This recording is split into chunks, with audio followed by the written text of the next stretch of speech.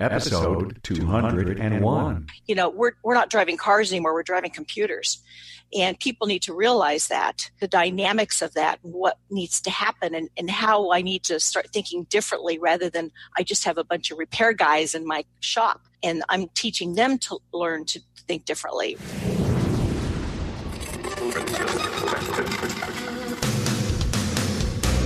Welcome, aftermarketers, to Remarkable Results Radio.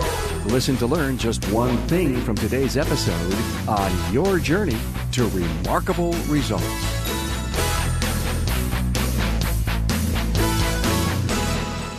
Hey, welcome, aftermarket professionals, to Remarkable Results Radio and to episode 201. Wow, that's such a great sound, 201. Well, we've busted through the 200-episode watermark, and thanks. Hey, this is Carm Capriato here, changing the behavior of how aftermarket professionals get their information, training, insights, and strategies. You get 2 new episodes per week and a live town hall forum on Fridays at noon Eastern. Only way that happened is with your support. Now, I'll continue to look for the best stories, insights, and trends, and you continue to listen and learn. What a partnership. Today's episode 201 is with entrepreneur Margie van Lierop. This episode is made possible through the sponsorship of Federal Mogul Motor Parts. Search for parts, get the latest technical updates, and sign up for their new Garage Rewards loyalty program at their all-new website, fmmotorparts.com. You can find this week's show notes with Margie van Lierop at remarkableresults.biz/E201. Hey, you've heard me say how impassioned I am in building a stronger aftermarket. Now, after being at Vision 2017 in Kansas City and meeting so many of my listeners, I know this is my calling. We are building such a powerful community of aftermarket professionals who are into maximum learning mode. I'm humbled and honored to know that the podcast is making a difference for people. It is all in the power of the story that each guest pays forward each week. Now, for extreme content, I can't stress the Town Hall Live more. Now, by the way, Town Hall Live is free to watch, as is all podcasts. The topics are good. However, the discussion, excellent. I can't stress to you enough. Go to my YouTube channel or the Town Hall page on the website and watch the replays.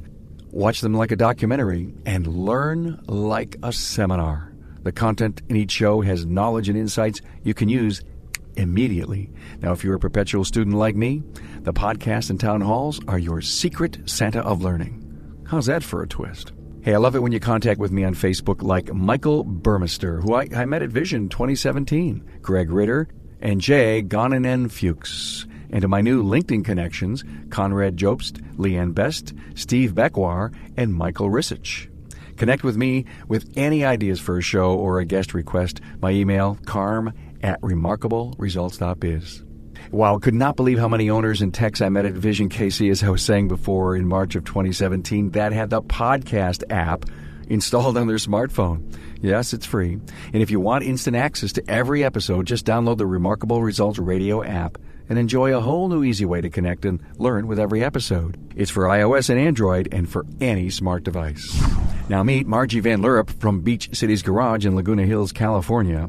Margie is an unlikely shop owner. See, she worked for corporate America at CBS or ABC affiliates, and she became a lifestyle magazine's owner.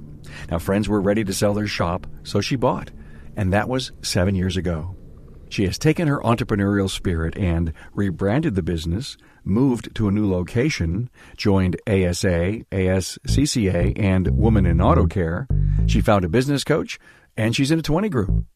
Lots of great nuggets of business acumen and wisdom, to include a discussion on a new beta program she's working with Bosch. It's a must listen, and don't miss the words of wisdom. Now here we go with Margie van Lierop.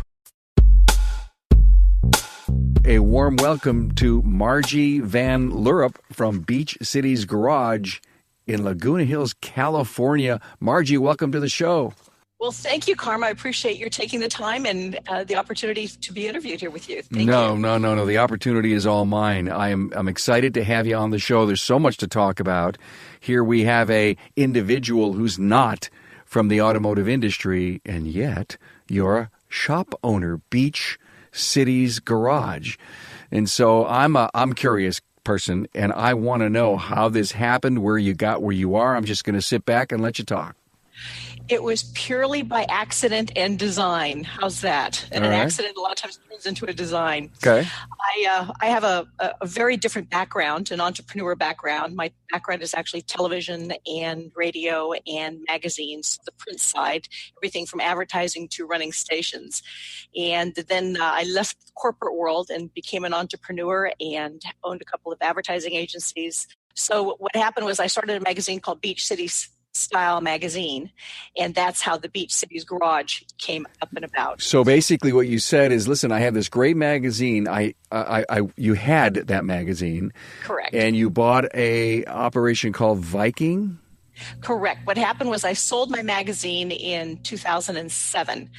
And then I decided I was going to retire, and I had some major personal issues. My husband got very sick. So I realized I had to get back into the world of work. And I had some friends that owned a garage called Viking Independent Inc. They were a Swedish couple, and they specialized in Saab and Volvos and had this garage since 1982. And they were getting ready to retire, and I realized I needed to get back to work. So we kind of made a deal where I'd start handling all their marketing. And then before I knew it, I was handling their business. So by 2009, 2010, they realized that's it. They don't want the business anymore. So I made a proposal to them, said, you know what, let me take over the business. Let me run it for you. And then you guys can kind of make the profit. They said, no, we're going to close the business. We're done with it. So I thought, okay. So I made up a business plan, and I had to move the business, paid them a little money for it, moved the business, had to rename it, and called it Viking Auto Care, and ran it out of a 6,000 square foot building with 6 lifts, had anywhere from 6 to 9 employees, depending on the day and the time. I inherited all of their employees, and I'm going, what the heck am I doing? Oh, my. I knew nothing about cars. Oh, but, my. But I was really surrounded by a good group of guys that know the car business, thank goodness. And, sadly, my husband passed away almost 2 years ago, and so I had to regroup my business a little bit. And I wanted to rename the business, and I wanted to move it too. So I moved it from 6,000 square feet to 2,500 square feet, and thought, they don't make Saabs anymore. Volvo's a good brand, but I need to expand my brand. And Viking Auto Care is not a good millennial name, right? And I'm a babe, So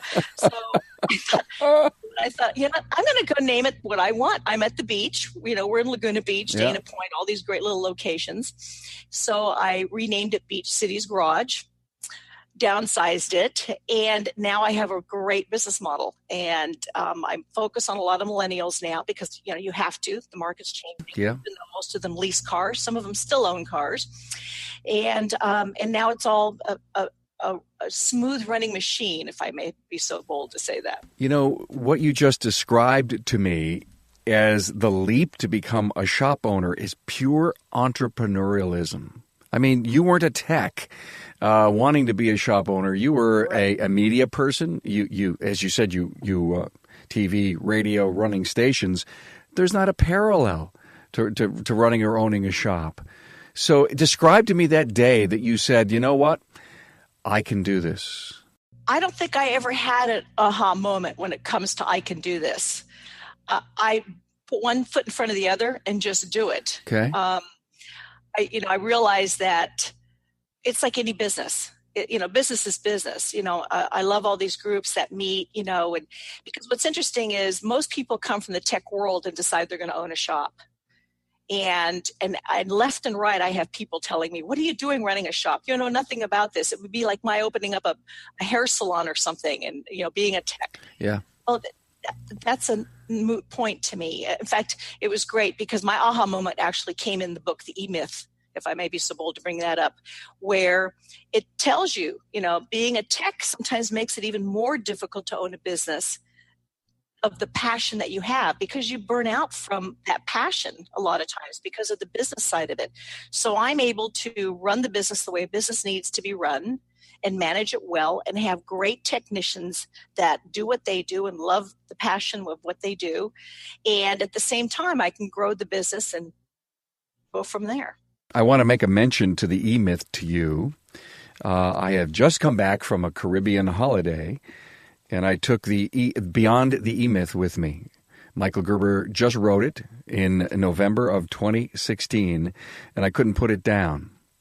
Now, you being a fan of the E-Myth, and you credit it for your success that you have today, you've got to read Beyond the E-Myth. It's really going to open your eyes. It's Michael Gerber like you've never heard him before, and it'll give you a completely different way to take a look at what you are doing.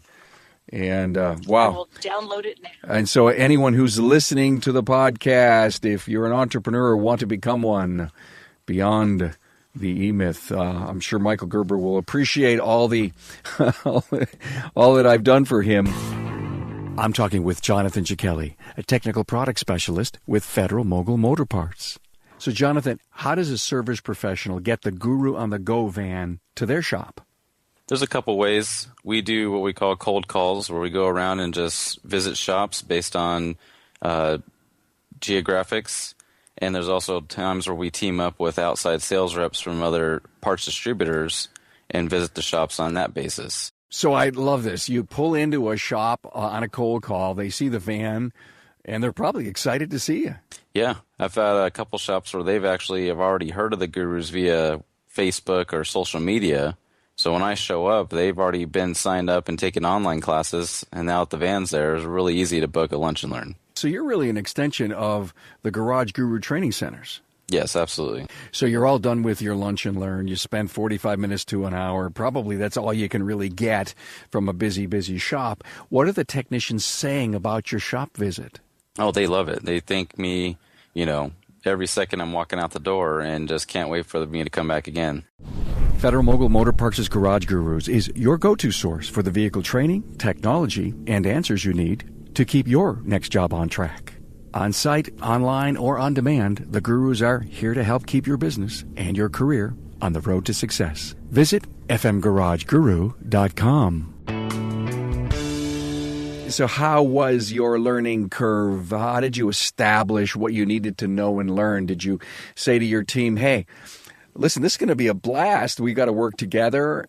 Did you go out to associations? Help me describe the process. It was trial by fire. It was. For me, it was because when I opened up the shop, I had to move the shop just because of some dynamics that were going on. And when the original owners closed the shop, I reopened the shop in a different location with a complete build out and everything within 32 days. Not knowing what the heck I was doing, other than having been in their shop for 2 years, watching their processes and how they did things. Okay. And sadly, what I found out was that a lot of the processes that they had weren't working for them anymore. Mm-hmm. They were making money back in the 90s because the money was there, not because of their good processes that were in place. So that was a real learning curve for me. I looked at some things. I looked at different organizations. I joined an organization or two, which were dynamite at the beginning. So I stayed with them. I'm now a member of the Women in Auto Care. Excellent. Excellent group. Did you go to the Anaheim program? In Anaheim, I did. Fabulous group, and I'll be joining them again in Nashville upcoming this summer. And I'm a member of ASA, and they're a great organization. They've totally got it together as far as that goes, and also the NASTAF. So even though I'm not actively with them, I listen to everything that they have. Last night I went to a 20 group, and we learned a little more about, the new tire pressure little gauges that we have, right? This is what we call it. So, so I'm learning a little bit so that I can't be, too naive about what we do. Right. But overall, working with other shop owners, having that access to dealing with them, and then having a great team of people, that's really what makes a difference for me. So The 20 group, Margie, how often are you reaching out to that group you're in? Well, that is a fairly new group for me. Okay. This is my third meeting with them, although I've known the team for many years. And it's actually everyone's third meeting because we just decided to do this group.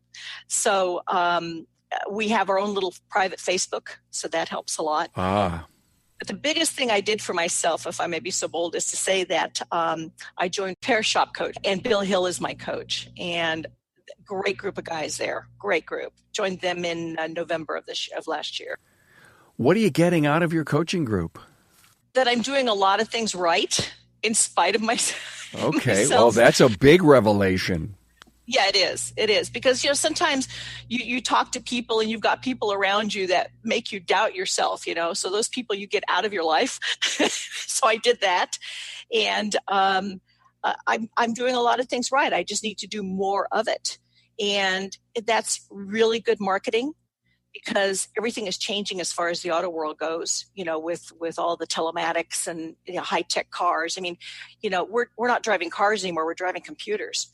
And people need to realize that and the dynamics of that, and what needs to happen and how I need to start thinking differently rather than I just have a bunch of repair guys in my shop. And I'm teaching them to learn to think differently. We're taking a lot more classes. I'm proud to say we're taking care. We just changed some wonderful batteries, big, the hybrid batteries. We changed a couple of those the past couple of weeks. I'm really proud of my guys that they're really stepping up to the plate. I've also updated all my scan tools, so that I can start taking care of these vehicles. So that's a big step too. You have to think that way or we're going to be obsolete because, dealers are really coming after our business. They realize the dynamics of the loss of auto repair and they need to keep that car from start to finish. So we need to keep our share of the market. And I think a lot of shops need to start unifying. And I'm not talking, we need to unify in the sense that we need to start working together as a group, i.e. the 20 group, so that we can stay in business. So paying it forward with your team and all that you're learning and all that you're sharing, your message is we have to work. Obviously, you just said it. We have to work together. Do you see this happening in your area of influence? I do. There's always those shops that are going to be the independent little shops and do their own thing and try to undercut you and et cetera. But eventually I find that a lot of those cars that go to those shops come to me or someone as qualified as my shop and do it correctly. And you're going to pay more at my shop, just like you're going to pay more at other shops, and because they've got to understand that cars are computers now. It's not you put the spark plug in like I did to my 1971 Fiat, which I was proud I could do, and put the little spacer in. So I do know a little bit about cars. That doesn't work that doesn't happen anymore. Sure. And so I see it happening. We have a good network of people locally that we speak with as far as our repair guys go. We share tools with each other. We share information. So yes, I think people understand that they need to start banding together to stay in business and to stay current. Smart stuff I'm hearing from you. Now, besides Saab and Volvo, what else have you added to the brand, if you will, Beach Cities, that has expanded your opportunities? Great question. Although most of my business is still Saab and Volvo because we're known for our Saab technicians. In fact, my guys, Andy's been with us. He actually started with the old shop, and he is Swedish and was trained in Saab and Volvo. So he's still the old guru and the expert, although he doesn't have his hands on cars as much, but he advises a lot. But I've also picked up Audi and Volkswagen. I've got Roland, who was trained in Audi, thank goodness. And then, of course, I do everything really but diesel, Jaguar, and Land Rover. So I've got the capability to pretty much do everything now. A unique thing that I'd like to share with you is that, I am a Bosch dealer, and Bosch has a new program called Sweetworxx. And I'm one of their flagship garages that's basically started the program. And what they do is they provide a concierge service here in Orange County, and they want to make this a worldwide project. So they've got quite a bit of money invested in the program. So what happens is that there's an app for that. It's called Sweetworxx app. And the millennials or whoever, in fact, I'm even finding that we're getting people our age coming in where they say they're having problems with their brakes or they need a tune-up or an oil change. And Sweetworxx picks up the car, drives the car to my shop and 4 or 5 other shops now. And then I make the repairs on the vehicle, make recommendations also on, do a safety check and a maintenance check and make recommendations. And then Sweetworxx sells it or not. And then once the repairs are made and the maintenance is done on it, then the vehicle gets returned through Sweetworxx. And it's working very well. I mean, it's added quite a bit to my business model. So not that I want that to be the largest part of my business, but it's definitely something that is working. Can you share with me what it costs you to be part of that program? It costs me nothing other than getting a paycheck from them every week. And that paycheck is based on your labor rate and everything that goes on at your shop? Yes, correct. Yes. So they're really being the conduit to say, hey, listen, there's a lot of opportunity out there. We can funnel it through a single source. Yes. And how is it that you get chosen? Is it depending on how close that opportunity is to your shop? Well, it's a combination of things because they're doing it right now just in Orange County. I think I'm a lot more cooperative maybe than a lot of other shops are. I speak up more. I deal with them directly as far as, the team goes, letting them know what they're doing right, what they're doing wrong. And, we work with the bar, making sure that everything is proper. We get wet signatures, because a lot of that, I don't think they quite knew what to do there, although they've got their own ARD license and everything. I think it's just a valuable partnership that we've created. And I think that's why I get a lot of the business. I was afraid that, in the auto body work, insurance companies came in and, if I upset some people, sorry, but in the auto body work, the insurance companies came in and they started setting the rates. This is how much you can charge an hour. This is what you can do. This is how much you can charge for parts. And that's one thing I did not want to have happen if I was going to do business with this company. They have to understand that there's different rates for different things, and they can't just set rates per the providers of these services, whether it's All Data or Mitchell.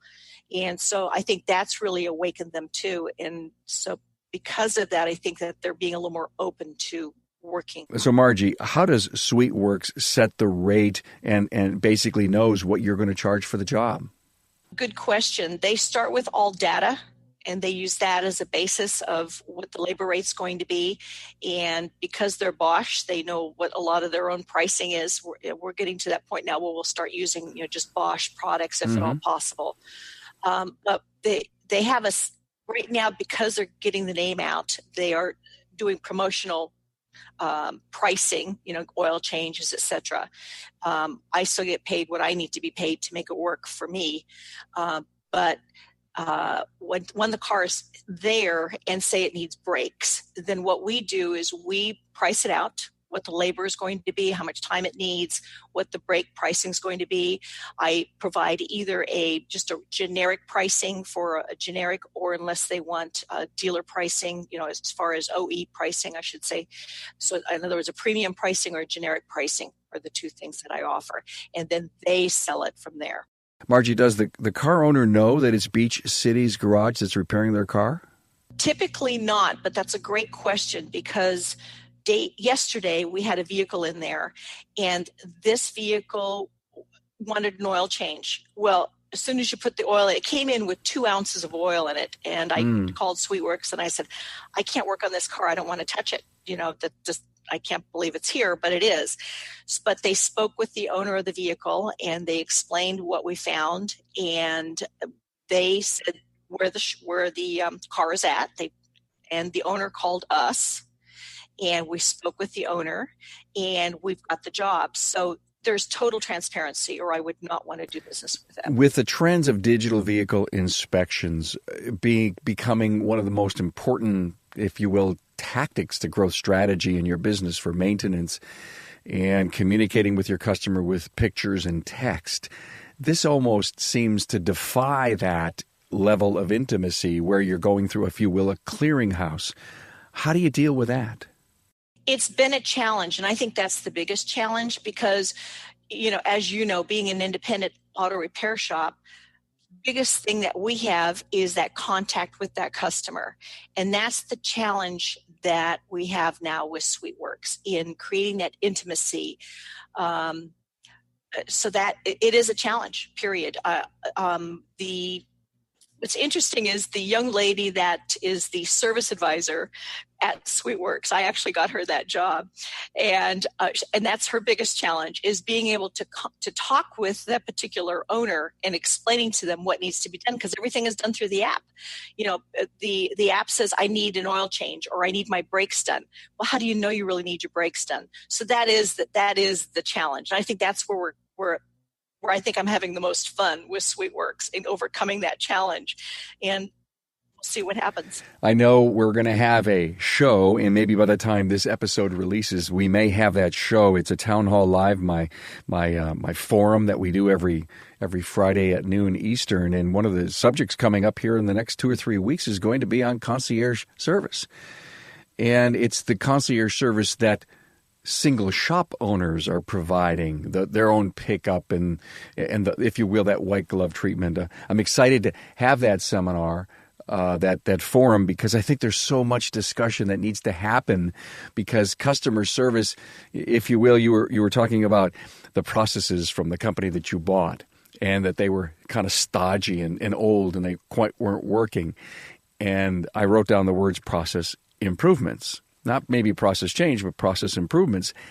Where does customer service go someday? How does customer service get improved to the point where it is a differentiation? And you mentioned concierge, and that's one of the things that I continue to think about, where it could set shop owners above the rest. Now, Bosch, what a great idea that Bosch has, but would you ever think that concierge service needs to actually happen at your level? Oh, I do it every day. In fact, this morning, while you and I are speaking, 3 cars are being picked up right now from places of business around my neighborhood.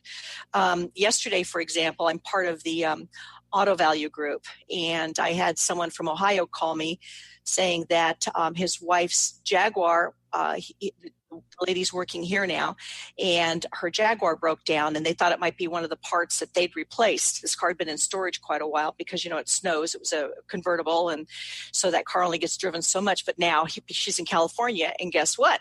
You put on miles in California. Yeah. So she came in with the car, and we had to order the parts. She needed the car. She drove the car away last night, and this morning we were going to her office to pick up the vehicle so we can make all the repairs. I like it when people come into my shop first. Once we've got that contact, that relationship, I've checked under the hood, made sure that they know who we are, then I always pick up and drop off cars. I probably do that 10, 15 times a week minimum. I mean, you have to provide that today. I always tell people, I don't want you to have to think about your car. I just want you to get in, start it, go where you need to go, enjoy the drive, and I'll take care of the rest. That seems to me that very assured feeling that the consumer has, that trust integrity thing. Drop your keys, don't worry about a thing. Mm-hmm. Yes. And that's the strategy of your customer service and retention. Correct. I do it from beginning to end, whether it's tires, even though I don't provide tires, but I know where to go to get tires. Yeah. Whether it's alignments, smogs, whatever it is, we provide the service, at least drive the vehicle for them and get everything done for them. One-stop shop. Now, yes, we talked average training hours per year, you tell me, is 40 hours per technician. Yes. Well, that seems to be the average, what I hear. Are you paying for it? Where are they getting their training? Give me an idea of what's going on. Yeah, absolutely. I do pay for it. I think that's my responsibility, but it's all their responsibility to get the A in certification and stay for the entire course and bring back that good grade. And they get paid based on the grade they bring back. That's how I do it. So there is some kind of a motive and incentive. And the guys love it because they get a free meal or a weekend out of it sometimes, depending on where it is. But Warren provides a lot of training. Warren Distributing, they provide a lot of training. Of course, Worldpac does their training. So that's where I get a lot of the training that I do as far as that goes. So I reach out. And in fact, last night our twinning group was talking about that too, providing some training there at the facilities that we're at. Repairs and maintenance. When I reached out to you, you said that you were doing 60% maintenance. Yes. That's a huge number. Yes. How do you account for that? Yes. Well, number one, that percentage has risen obviously because of Sweetworxx on my books. Okay, so that might be a little bit of a inflated number, but that's because of Sweetworxx being in there. But I like to have my cars in there 3 or 4 times a year so I can maintain them. It's not just one customer. The customer has 3 or 4 cars because of children, etc., relatives, whoever. So I like to maintain all the vehicles within the family units. Are you setting advanced appointments? Absolutely. Yes. Yeah. Even with maintenance, the interesting little cut that I've learned from doing repairs, for example, say they can't do all the repairs at one time, or we've decided to space the repairs. About 4 paychecks is what my rule of thumb is. So every 2 weeks or so about every 8 weeks, I make sure that I touch them. Remember we said that you might need new brakes, or you need brakes now, or whatever the repair might be. We reach out to them, and I still do it the old snail mail way. I always still reach out with postcards, handwritten postcards. My CSR person does all of that. I email, and I text if I'm allowed to text them. I text them as well. And then, of course, the old-fashioned phone call as well. I love it. Every 4 paychecks. What a cool KPI. Yes. Yep. Interesting. Yep. You're a marketer. We talked about that at the beginning of the episode. What are you doing to reach out in social media to gain new customers? Well, I had a little bit of a setback, and I'm going to be real direct with you on that. I hired a company, and sadly, I won't name that company, although I'd love to, but they really messed some things up for me. So I had to totally revamp it. So it's been an interesting learning curve for me because I had to totally redo my website. I hired a company, or I reached out, and I'm doing it myself, a company called Yext, Y-E-X-T, so I can see exactly where all of my social media contact situations are. And boy, I had to clean all of that up. Then I just acquired a new company, and I'm pretty pleased with them at this point. I've only had them for the past month. I use 2 companies actually, but one of them is called Podium. And when the customer leaves, I ask them if I can ask them for a review. And it's very simple by just putting their phone number into an app. There's an app for everything in today's world. And 9 times out of 10, they say yes. And so they then get a little ding on their cell phone, and it gives them the opportunity to go to Google to review me, Google Plus, or to Yelp to review me, or to Yellow Pages. So whatever they don't have, it goes to the next, to the next, to the next, so that somehow they're able to leave me a review. And I'm pretty pleased with it so far. I think they're fairly new to the market, to at least the automotive world, and I'm pleased with it. I'll let you know in a couple of months how I feel about it. And then I still have my traditional SureCritic. I bought my software, my shop software last year, but I still use SureCritic. The thing with SureCritic, they do a great job. They're awesome. I love them. The only setback is that their reviews only land on my website, and I need better coverage. So I do a lot of blogging now. So I actively have Facebook, and so that helps as well. So I try to touch all the bases. So if someone was living in Laguna Hills and they typed in Laguna Hills Auto Repair, would your shop come up first? Not yet, but it will. It should be, but it will. Again, all right. I had a little bit of a setback. I get it. Okay. Sore subject. If they type in, yeah, very sore. But if they put in Saab or Volvo, I come right. Got it. Anything holding you back right now, Margie? No, I would say if anything, it would be me holding myself back. I mean, as far as, because there's only one of me, Do you remember the movie Multiplicity with Michael Keaton? Yes. Yeah. I wish I could do that so I could get a lot more done. Wow, me too. Me too. What wakes you up from a dead sleep at 2:00 in the morning? I forgot to put that appointment on the books. Okay. It's a revenue thing. It's a revenue thing. Is it ever too late to learn? Heavens, no. Kidding, I learn every day. No, if it's too late to learn, then you shouldn't be here anymore, right? I mean, that's what keeps you on the edge. That's what keeps you motivated and alive and fun. You have to have fun in life. Oh boy, yeah, you're preaching to the choir right there. Hey, any special secret that you could share to an entrepreneur about, just running a successful business? Put one foot in front of the other. Don't wish you coulda, shoulda, woulda, because you did it already. I love it. And learn from it. Do you have a way to keep your focus? Do you live in a to-do list environment? Sadly, I do. I have that to-do list every day.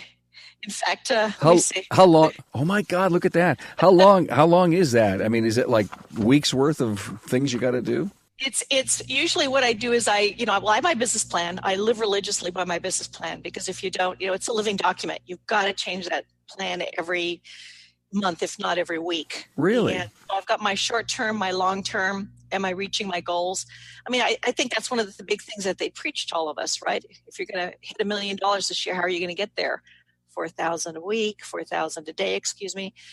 How are you going to get there? How many cars do you need? I mean, it's just the basics. It's the mantra of every business owner, I would say, every smart business owner, which I'm sure is listening to this podcast. Excellent. Now, you say to change your plan, your strategic ideas, and you got short-term and long-term goals. You think that's healthy to constantly be looking to reevaluate it? Absolutely, you have to. I've been in companies where the business plan is the doorstop. Have you picked it up lately? Well, let me pick it up, but the door will close. You can't do that. You've got to live by that business plan. Because it changes all the time. You've got to be flexible. You've got to allow it to change.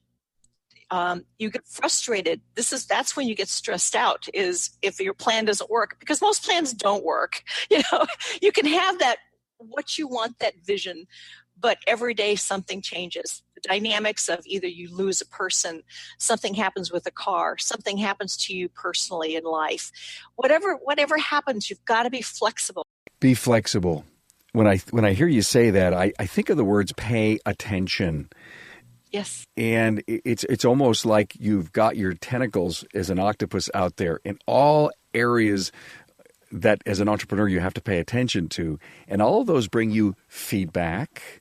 So what you're really saying is when something, bing to the top, it pings, you say, hey, we may have to move in that direction. We may have to pivot. And that's what you're really saying, be nimble. Yes. Yep, absolutely.